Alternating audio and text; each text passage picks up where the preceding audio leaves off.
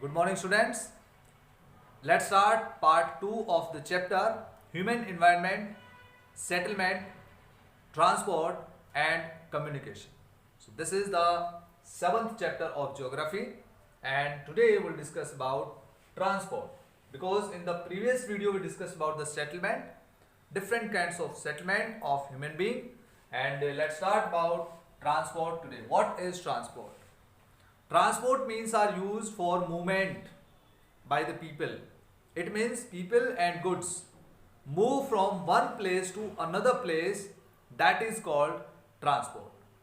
Earlier the people used to move from one place to another place. They went for searching the jobs, they went for trade and for exploring the new things. So the people used the sea routes and the land routes, and earlier the people used animals for transport.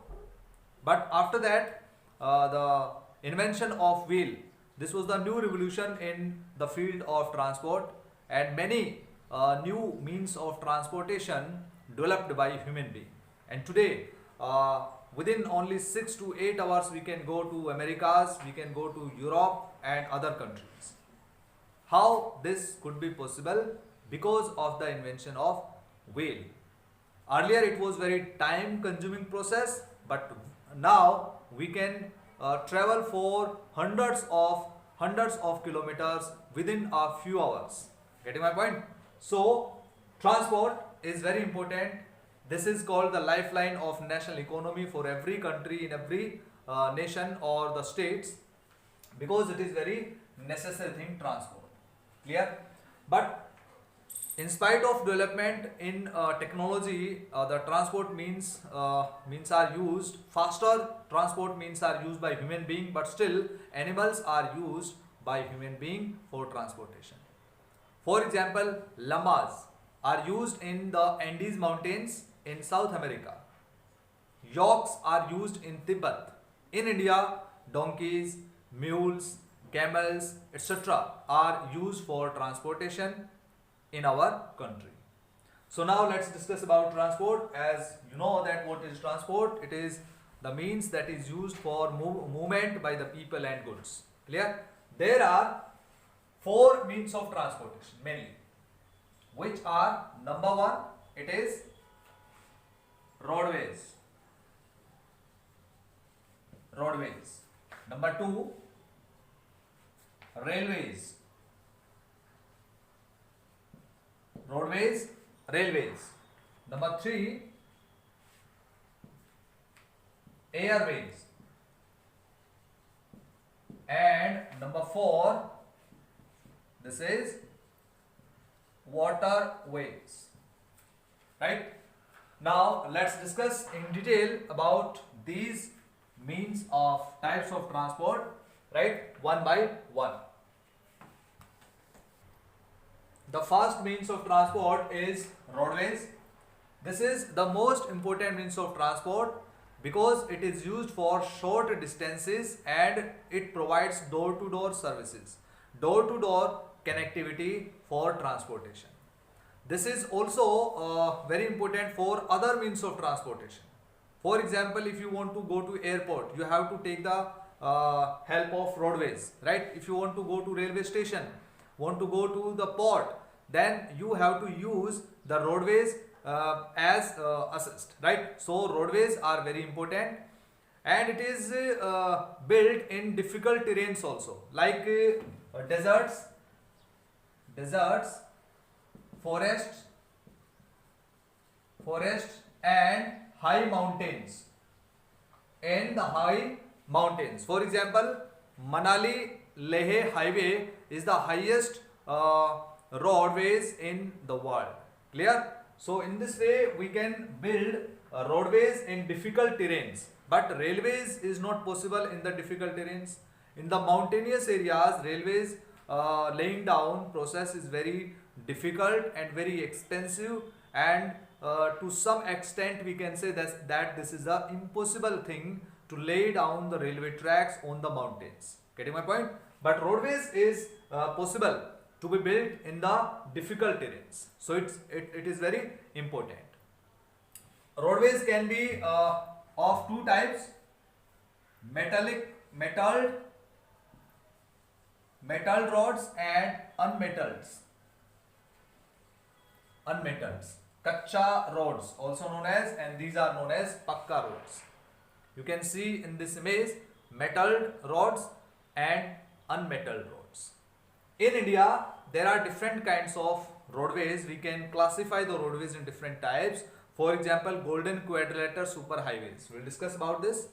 National highways, state highways, district roads, and rural roads, clear, and border roads. So there are different types of roadways in India. We can classify them, but here we'll discuss about two types: the golden quadrilateral super highways.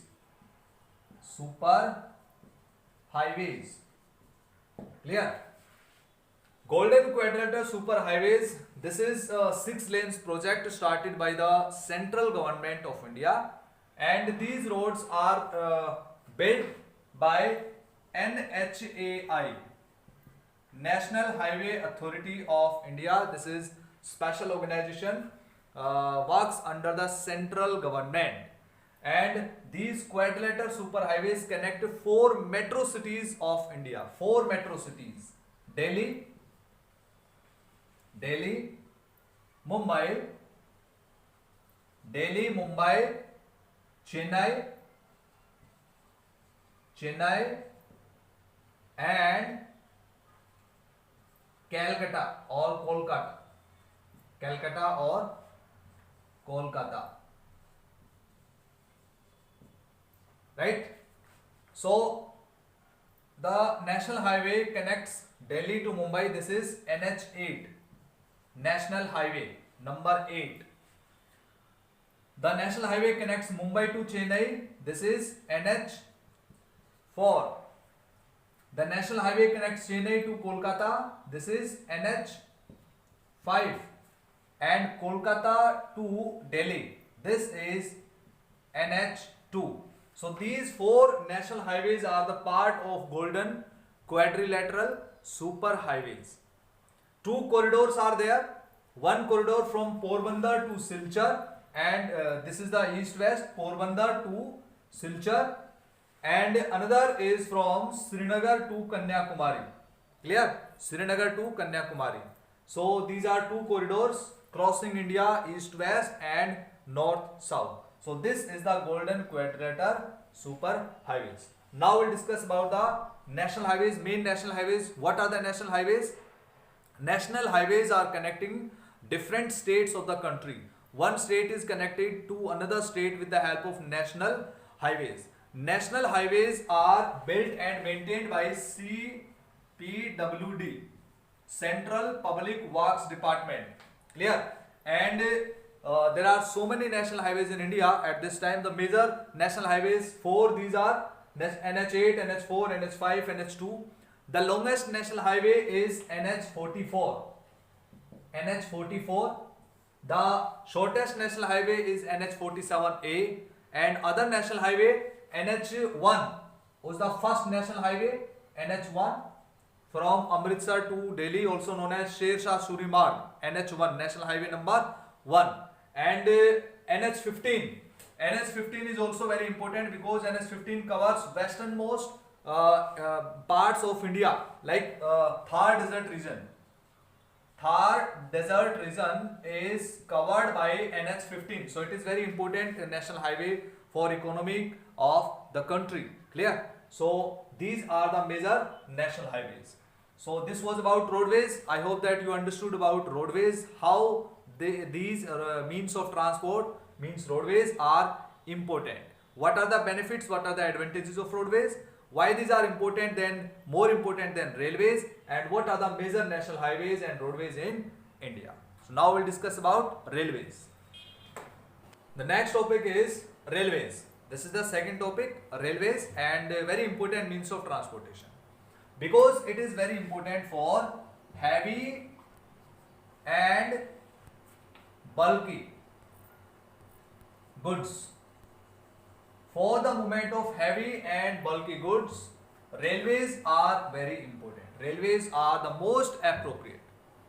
And for big number of passengers are carried by the railways. Very big number of passengers is carried by railways in India. So it's very important. The first train in India was started in 1853 from Mumbai to Thane. Mumbai to Thane. This was the first train ran in India, Mumbai to Thane, and Indian Railway Department was established. So the main advantages of railways are that it's very important for transportation of heavy and bulky goods. More and more proportions of the passengers can be carried by railways, and it is also very important for economic system because it carries the raw materials to the heavy industries. Clear? For example, iron industry. So much iron ore is carried by railways. Clear? And this is very important for energy generation because with the help of railways, coal is transported from the coal producing areas to the thermal power plant. So in this way, railways is very important means of transportation in India. But there are some problems of railways. What are the challenges or problems of railways? Today railways are facing some problems like old structures of the compartments, old structures of the engines. Although there earlier it was run by steam engine, right, were used, but after that diesel engines were used, and today we also are using electric engines. So the speed of railways has become faster in comparison of earlier. Now with the electric engines we are using metro trains. Clear? So metro has been started, and with the help of technology and development of technology, and more development is observed in railways, in the railways. Clear? So in this way we can say that railways are very important. Railways are also very important in the world, in other countries, connecting different areas. For example, in Russia, the longest railway run is there in Russia from St. Petersburg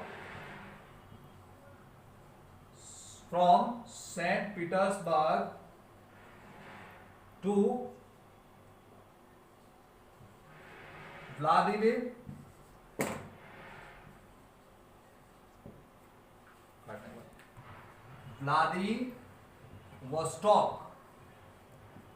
Vladivostok. It is situated on Pacific coast, Pacific coastal region, and St. Petersburg is situated on the western part of Russia. It is called Trans-Siberian Railways.